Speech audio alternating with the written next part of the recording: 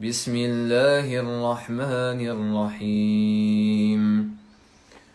الحمد لله الذي أنزل على عبده الكتاب ولم يجعل له عوجا قيما لينذر بأسا شديدا من لدنه ويبشر المؤمنين الذين يعملون الصالحات أن لهم أجرا حسنا ماكثين فيه أبدا وينذر الذين قالوا اتخذ الله ولدا ما لهم به من علم ولا لآبائهم كبرت كلمة تخرج من أفواههم إن يقولون إلا كذبا فلعلك باخع نفسك على آثارهم إن لم يؤمنوا بهذا الحديث أسفا إنا جعلنا ما على الأرض زينة لها لنبلوهم أيهم أحسن عملا وإنا لجاعلون ما عليها صعيدا جرزا أم حسبت أن أصحاب الكهف والرقيم كانوا من آياتنا عجبا إذ أوى الفتية إلى الكهف فقالوا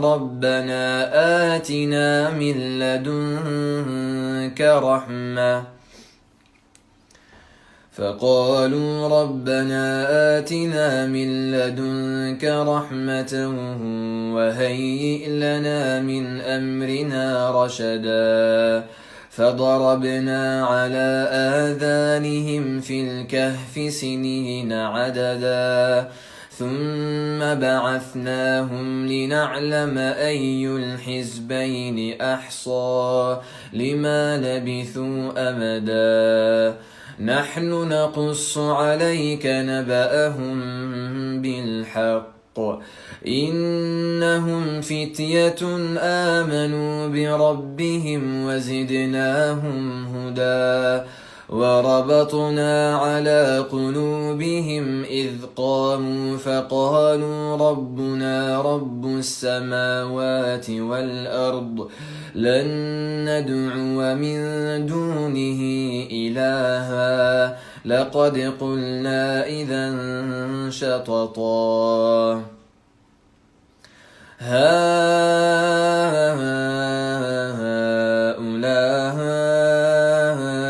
قومنا اتخذوا من دونه آلهة لولا يأتون عليهم بسلطان بين فمن أظلم ممن افترى على الله كذبا وإذ اعتزلتموهم وما يعبدون إلا الله فأووا إلى الكهف ينشر لكم ربكم من رحمته ويهيئ لكم من أمركم مرفقا وترى الشمس إذا طلعت تزاور عن كهفهم ذات اليمين وإذا غربت تقرضهم ذات الشمال وهم في فجوة منه ذلك من آيات الله من يهد الله فهو المهتد ومن يضلل فلن تجد له وليا مرشدا وتحسبهم أيقاظا وهم رقود ونقلبهم ذات اليمين وذات الشمال وكلبهم باسط ذراعيه بالوصيد لو اطلعت عليهم لوليت منهم فرارا ولملئت منهم رعبا وكذلك بعثناهم ليتساءلوا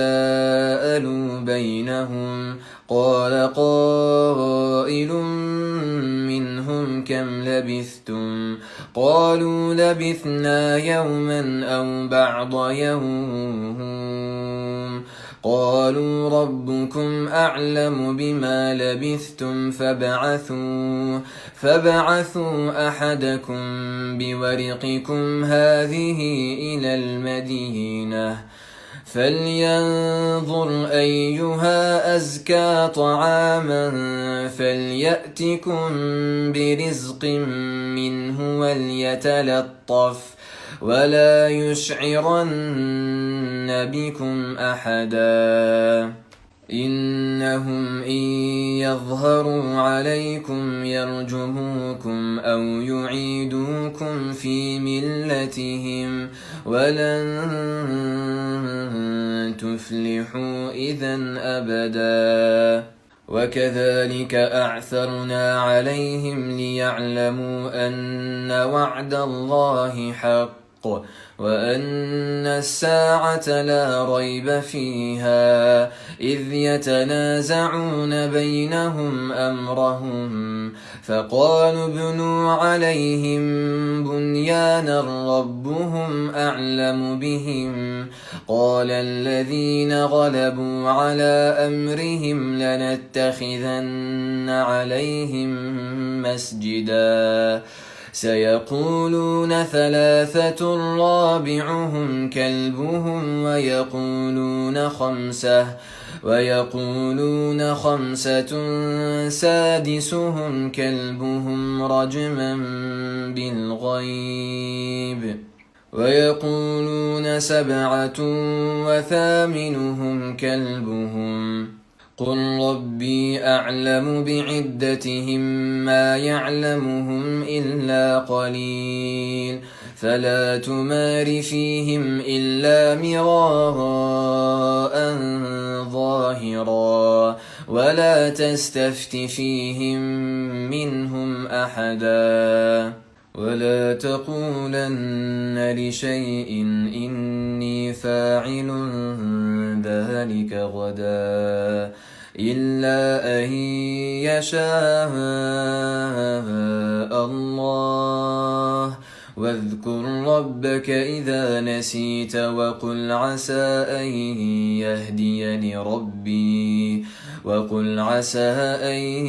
يهديني ربي لأقرب من هذا رشدا ولبثوا في كهفهم 300 سنين وازدادوا 9 قل الله أعلم بما لبثوا له غيب السماوات والأرض أبصر به وأسمع ما لهم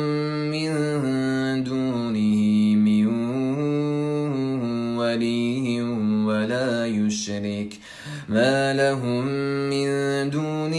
من ولي ولا يشرك في حكمه أحدا واتل ما أوحي إليك من كتاب ربك لا مبدل لكلماته ولن تجد من دونه ملتحدا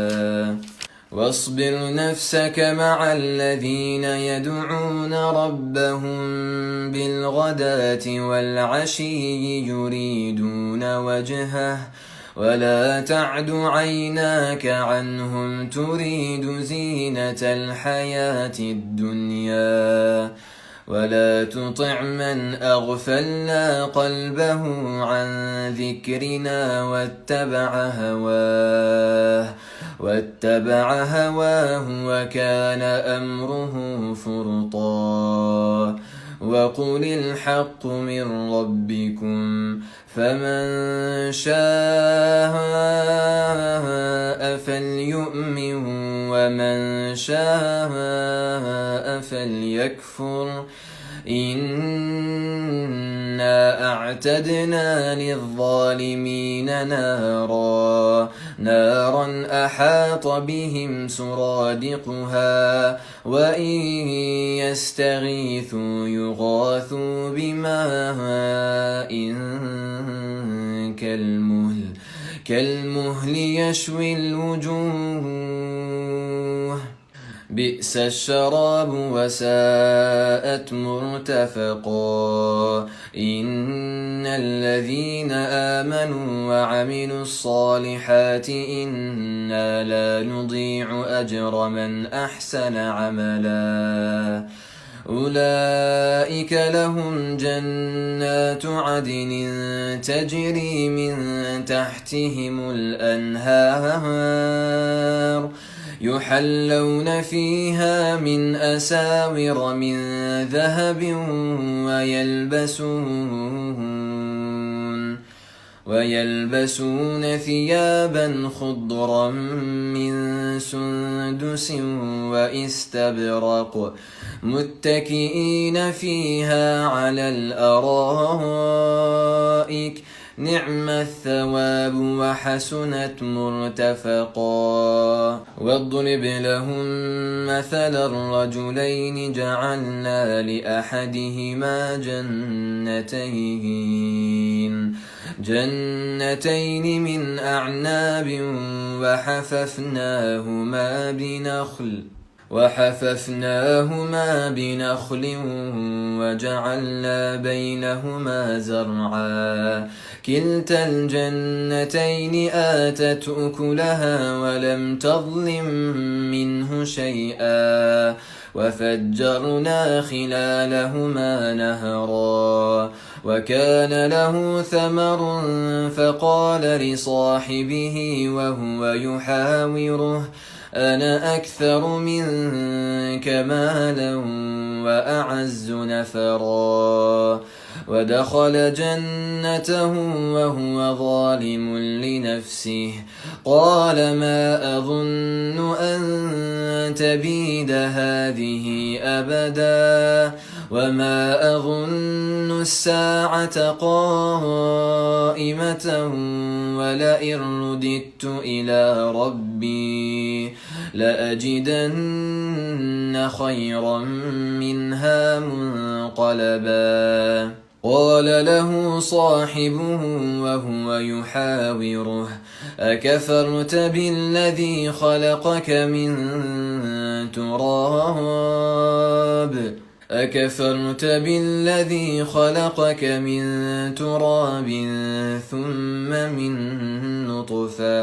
ثم من نطفة ثم سواك رجلا لكن هو الله ربي ولا أشرك بربي أحدا ولولا إذ دخلت جنتك قلت ما شاء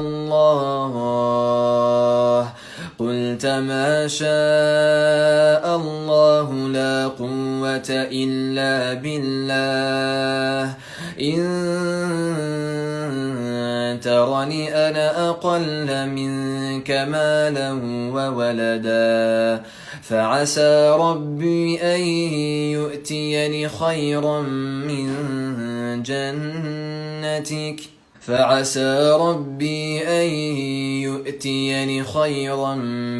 جنتك ويرسل عليها حسبانا من السماء فتصبح صعيدا زلقا أو يصبح ماؤها غورا فلن تستطيع له طلبا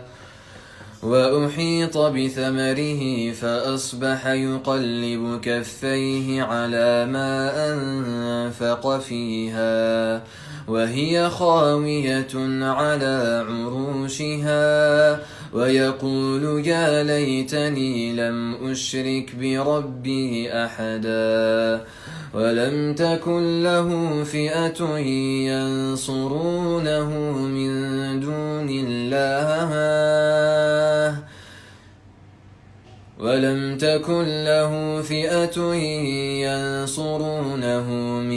دون الله وما كان منتصرا هنالك الولاية لله الحق هو خير ثوابا وخير عقبا واضرب لهم مثل الحياة الدنيا كماء إن أنزلناه من السماء فاختلط به نبات الأرض فأصبح هشيما تذروه الرياح وكان الله على كل شيء مقتدرا المال والبنون زينة الحياة الدنيا والباقيات الصالحات خير عند ربك ثوابا وخير أملا ويوم نسير الجبال وترى الأرض بارزة وحشرناهم فلم نغادر منهم أحدا وعرضوا على ربك صفا لقد جئتمونا كما خلقناكم أول مرة بل زعمتم أن لن نجعل لكم موعدا ووضع الكتاب فترى المجرمين مشفقين مما فيه ويقولون يا ويلتنا ما لهذا الكتاب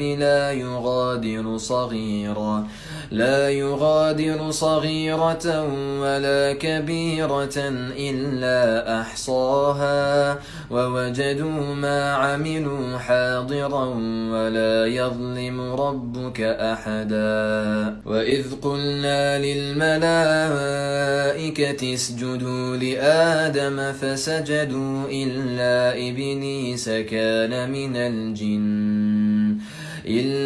إبليس كان من الجن ففسق عن أمر ربه أفتتخذونه وذريته أولياء من دوني وهم لكم عدو بئس للظالمين بدلا ما أشهدتهم خلق السماوات والأرض ولا خلق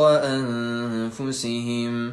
وما كنت متخذ المضلين عضدا ويوم يقول نادوا شركائي الذين زعمتم فدعوهم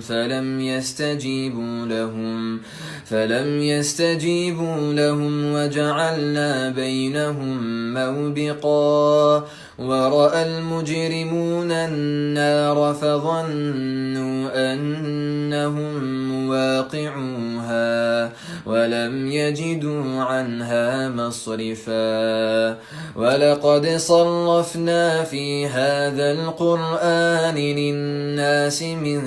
كل مثل وكان الإنسان أكثر شيء جدلا وما منع الناس أن يؤمنوا إذ جاءهم الهدى ويستغفروا ربهم إلا أن تأتيهم سنة الأولين أو يأتيهم العذاب قبلا وما نرسل المرسلين إلا مبشرين ومنذرين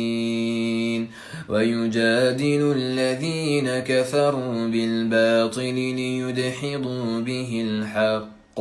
واتخذوا آياتي وما أنذروا هزوا ومن أظلم ممن ذكر بآيات ربه فأعرض عنها فأعرض عنها ونسي ما قدمت يداه إنا جعلنا على قلوبهم أكنة أن يفقهوه وفي آذانهم وقرا وإن تدعهم إلى الهدى فلن يهتدوا إذا أبدا وربك الغفور ذو الرحمة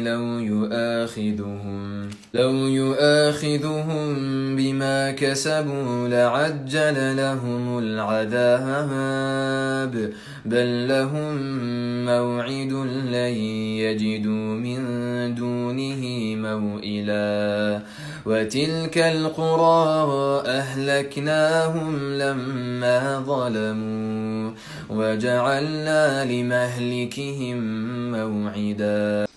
وإذ قال موسى لفتاه لا أبرح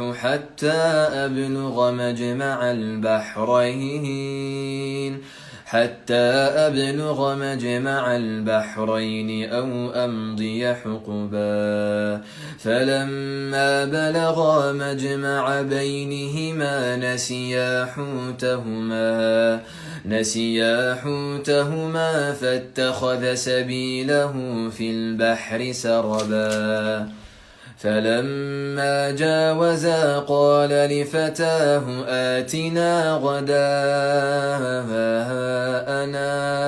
لقد لقينا من سفرنا هذا نصبا قال أرأيت إذ أوينا إلى الصخرة فإني نسيت الحوت وما أنسانيه إلا الشيطان أن أذكره واتخذ سبيله في البحر عجبا قال ذلك ما كنا نبغي فارتدا على آثارهما قصصا فوجدا عبدا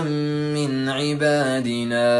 آتيناه رحمة من عندنا وعلمناه من لدنا علما قال له موسى هل أتبعك على أن تعلمني مما علمت رشدا قال إنك لن تستطيع معي صبرا وكيف تصبر على ما لم تحط به خبرا قال ستجدني إن شاء الله صابرا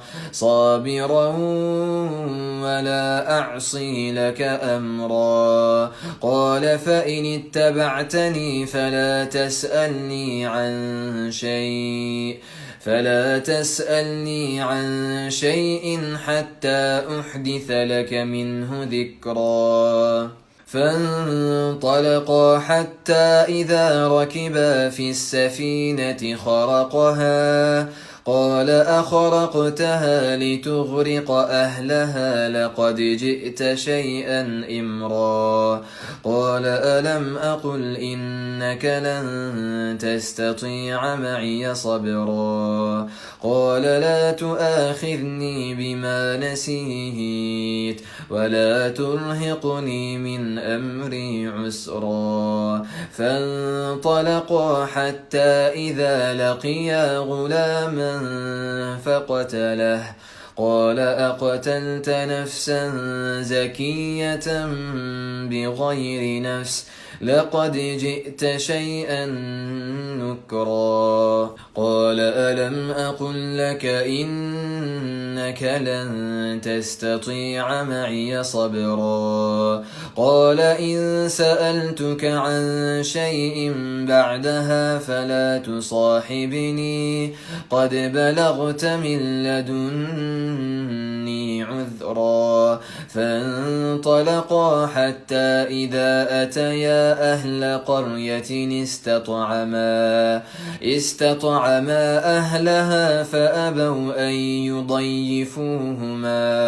فوجدا فيها جدارا يريد أن ينقض فأقامه قال لو شئت لاتخذت عليه أجرا قال هذا فراق بيني وبينك سأنبئك بتأويل ما لم تستطع عليه صبرا أما السفينة فكانت لمساكين يعملون في البحر فأردت أن أعيبها وكان وراءهم ملك يأخذ كل سفينة غصبا وأما الغلام فكان أبواه مؤمنين فخشينا أن يرهقهما طغيانا وكفرا فأردنا أن يبدلهما ربهما خيرا منه زكاة وأقرب رحما وأما الجدار فكان لغلامين يتيمين في المدينة وكان تحته كنز لهما وكان أبوهما صالحا فأراد ربك أن يبلغا أشدهما ويستخرجا كنزهما رحمة من ربك وما فعلته عن أمري ذلك تأويل ما لم تسطع عليه صبرا ويسألونك عن ذي القرنين قل سأتلو عليكم منه ذكرا إنا مكنا له في الأرض وآتيناه من كل شيء سببا فأتبع سببا حتى إذا بلغ مغرب الشمس وجدها تغرب في عين حمئة ووجد عندها قوما قلنا يا ذا القرنين إما أن تعذب وإما أن تتخذ فيهم حسنا قال أما من ظلم فسوف نعذبه ثم يرد إلى ربه فيعذبه عذابا نكرا وأما من آمن وعمل صالحا فله جزاء الحسنى وسنقول له من أمرنا يسرا ثم أتبع سببا حتى إذا بلغ مطلع الشمس وجدها تطلع على قوم لم نجعل لهم من دونها سترا كذلك وقد أحطنا بما لديه خبرا ثم أتبع سببا حتى إذا بلغ بين السدين وجد من دونهما قوما لا يكادون يفقهون قولا قالوا يا ذا القرنين إن يأجوج ومأجوج مفسدون في الأرض فهل نجعل لك خرجا على أن تجعل بيننا وبينهم سدا قال ما مكني فيه ربي خير فأعينوني بقوة أجعل بينكم وبينهم ردما آتوني زبر الحديد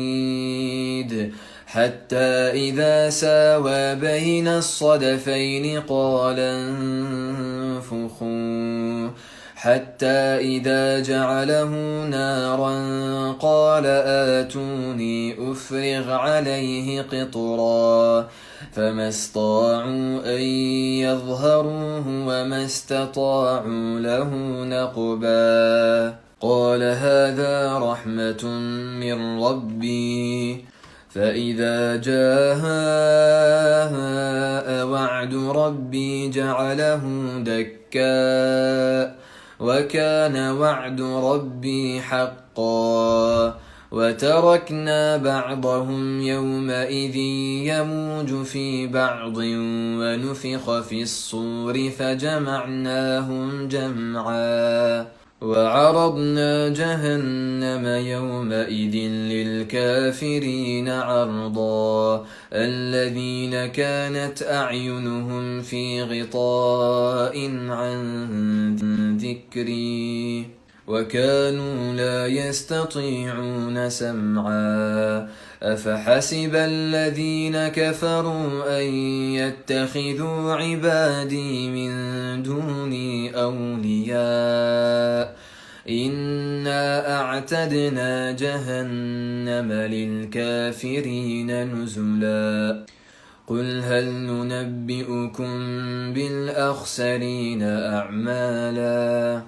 الذين ضل سعيهم في الحياة الدنيا وهم يحسبون أنهم يحسنون صنعا أولئك الذين كفروا بآيات ربهم ولقائه فحبطت أعمالهم فلا نقيم لهم يوم القيامة وزنا ذلك جزاؤهم جهنم بما كفروا واتخذوا آياتي ورسلي هزوا إن الذين آمنوا وعملوا الصالحات كانت لهم جنات الفردوس نزلا خالدين فيها لا يبغون عنها حولا قل لو كان البحر مدادا لكلمات ربي لنفد البحر قبل أن تنفد كلمات ربي ولو جئنا بمثله مددا قل إنما أنا بشر مثلكم يوحى إلي أنما إلهكم إله واحد فمن كان يرجو لقاء ربه فليعمل عملا صالحا ولا يشرك بعبادة ربه أحدا.